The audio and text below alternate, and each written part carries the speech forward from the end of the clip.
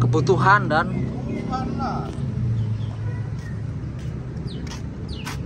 sayangnya nggak bisa dijedak ini, nggak bisa dijedak, jeda.